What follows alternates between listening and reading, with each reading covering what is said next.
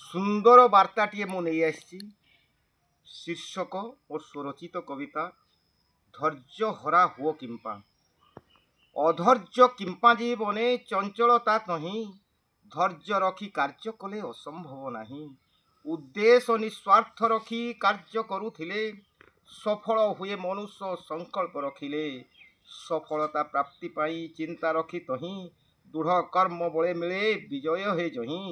କର୍ମ ପଥେ ଛିଡ଼ା ହୁଅ ପର୍ବତ ଆକାର, ଜନହିତେ କାର୍ଯ୍ୟ କରି ଭକତି ଈଶ୍ୱର। ଯୁବା ଯୁବତୀ ଆଜିର ଡିଜିଟାଲ ଯହିଁ, ଭିଡ଼ିଓ କରନ୍ତି ଆଜି ରୋଜଗାର ପାଇଁ। ଫେସବୁକ୍ ହୋଇଅଛି ମାଧ୍ୟମ ତାହାରି, ବିମୁଦ୍ରୀକରଣ ପାଇଁ ଚିନ୍ତା ନିତ୍ୟ ଭାରି। ପଛରେ ରହି ତାହାରି ସବୁ ଭୁଲିଛନ୍ତି, ଅଧୈର୍ଯ୍ୟ ହୁଅନ୍ତି ଅତି ନାହିଁ ଧୈର୍ଯ୍ୟ ଶକ୍ତି। ଗୃହ ପରିବାର ପାଇଁ କାର୍ଯ୍ୟ କରୁଥିଲେ, ଭିଡ଼ିଓ ହେ ଶିକ୍ଷାପ୍ରଦ ରାଷ୍ଟ୍ର ହିତେ କଲେ। କାହିଁ ପାଇଁ ଚିନ୍ତା ତୋର ବ୍ୟଥିତ ଜୀବନ, ସମୟ ଆସିଲେ ହେବ ବିମୁଦ୍ରୀକରଣ। ଗୃହ ପାଇଁ ରୋଜଗାର କର୍ମ କରି ନିତେ, ପରିବାର ସର୍ବୋପରି ଧ୍ୟାନ ଅନ୍ତର୍ଗତେ। ଜୟ ଜଗନ୍ନାଥ, ଜୟ ଜଗନ୍ନାଥ, ଜୟ ଜଗନ୍ନାଥ।